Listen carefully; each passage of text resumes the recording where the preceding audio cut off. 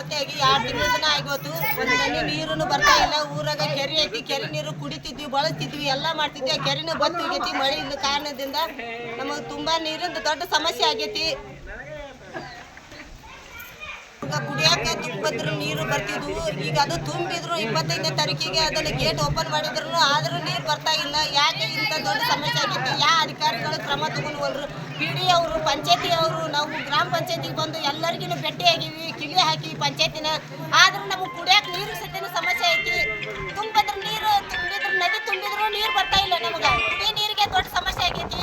ನಾವು ಎಷ್ಟೊತ್ತಿದ್ರು ಗಾಡಿ ಮೋಟ್ರ್ ಇದ್ದರು ಹೊಲಕ್ಕೆ ಹೋಗ್ಬೇಕು, ಗಾಡಿ ತಗೊಂಡು ಹೋಗಿ ತುಂಬ್ಕೊಂಡ್ ಬರ್ಕೊಡ್ಬೇಕು. ಮತ್ತೆ ನಾವು ದಿನಕ್ಕೆ 200 ರೂಪಾಯಿ ದುಡಿತೀವಿ. ದುಡಿದು ಅದ 300 ರೂಪಾಯಿ ಗಾಡಿಯರಿಗೆ ಕೊಟ್ಟು, ನಾನು ನಿನ್ನೆ 300 ರೂಪಾಯಿ ಕೊಟ್ಟು 30 ಕೊಡ ನೀರು ತಗೊಂಡಿವಿ.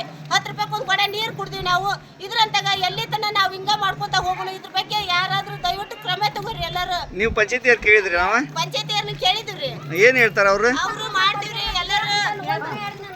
ನಾಳೆ ಬರ್ತಾವ್ರಿ ಏನ್ ಮಾಡ್ಬೇಕು? ಮೋಟ್ರ್ ಸುಟ್ಟಾಗೈತಿ, ಪೈಪ್ ಹೊಡ್ತೈತಿ, ಏನ್ ಮಾಡಕ್ಕಾಗತ್ತ ಅಂತಾರ. ಮತ್ತೆ ಒಳ್ಳೆ ಕರೆಂಟ್ ತೆಗೆದು ನೀರು ಬಿಡ್ತಾರ. ಇಲ್ಲೇ ಒಂದ್ ಓಣೆ ಕರೆಂಟ್ ಇದ್ರೆ ಒಂದ್ ಓಣೆ ಕರೆಂಟ್ ಇರ್ತೈತಿ. ಒಮ್ಮೆ ನೀರಿಂದ ದೊಡ್ಡ ಸಮಸ್ಯೆ ಆಗೈತಿ ನಮಗ. ನಮ್ಮ ಪರಿಸ್ಥಿತಿ ನೀರಿಗೆ ಎಲ್ಲಿದಾಡಿ ಸಾಕಾಗಿಬಿಟ್ಟೈತಿ. ಪಂಚಾಯತಿಯವ್ರಿಗೆ ಕೇಳಿದ್ರೆ ಮೇಲಾಧಿಕಾರಿಗಳು ಬರ್ತಾರ್ರಿ, ರೆಡಿ ಆಗ್ತದ್ರಿ ಅಂತಾರ. ಆಗವಲ್ದು.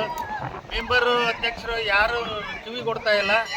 ಹೇಳಿ ಸಾಕಾಗಿ ಹೋಗ್ಯದ. ಈಗ ನೀರು ಹೊರ ಸಾಮರ್ಥ್ಯನೂ ನಮ್ಗೆ ಹೋಗ್ಬಿಟ್ಟೈತಿ. ಇಂಥ ಪರಿಸ್ಥಿತಿ ಒಳಗೆ ಹೆಂಗೆ ಬದುಕ್ಬೇಕನ್ನೋದು ನಮ್ಗೆ ತಿಳಿದಾಗೈತಿ ಅಂತ ಹೇಳ್ತಾರೆ. ಮತ್ತು ಯಾಗ ಜೀವನ ಮಾಡೋದು ಭಾಳ ಪರಿಸ್ಥಿತಿ ಗಂಭೀರ ಆಗೈತಿ ಅಂತ ನಮ್ಗೆ ಮನವಿ ಮಾಡ್ಕೊಂತೀವಿ ರೀ. ಆದಷ್ಟು ನಮ್ಗೆ